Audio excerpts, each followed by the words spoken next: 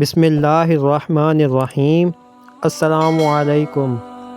جب موت کا فرشتہ حضرت موسیٰ علیہ السلام کے پاس آیا تو حضرت موسیٰ علیہ السلام نے فرشتے کو تھپڑ مار کر اس کی آنکھ پھوڑ دی۔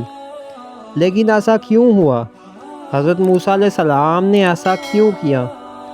ناظرین، انسانوں کی روحیں قبض کرنے کا ذمہ اللہ تعالیٰ کے مقرر کردہ 4 فرشتوں میں سے ایک حضرت اسرائیل علیہ السلام کے ذمہ لگا رکھا ہے۔ انہیں ملک الموت بھی کہا جاتا ہے۔ یہ مومنوں کی روحیں انتہائی خوبصورت شکل میں آ کر قبض کرتے ہیں، لیکن کافروں کی روحیں قبض کرتے وقت انتہائی خوفناک شکل میں آ جاتے ہیں۔ حضرت ابو ہریرہ رضی اللہ تعالیٰ عنہ فرماتے ہیں، موت کے فرشتے کو حضرت موسیٰ کی طرف انسانی شکل میں بھیجا گیا۔ جب فرشتہ آیا، موسیٰ علیہ السلام نے فرشتے کو مار کر اس کی آنکھ باہر نکال دی۔ فرشتہ اللہ تعالیٰ کے پاس واپس گیا، عرض کیا، اللہ تو نے مجھے ایسے بندے کی طرف بھیج دیا ہے جو مرنا نہیں چاہتا۔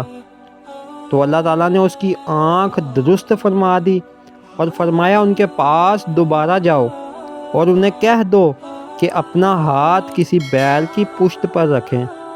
انہیں ہر بال کے عوض جو ان کے ہاتھ کے نیچے آئے گا 1 سال زندگی ملے گی۔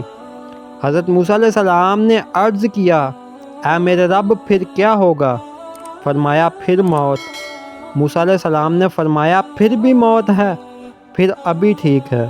لیکن انہوں نے اللہ تعالیٰ سے یہ دعا کی، مجھے ایک پتھر پھینکنے تک مقدس زمین کے پاس رکھ دیا جائے۔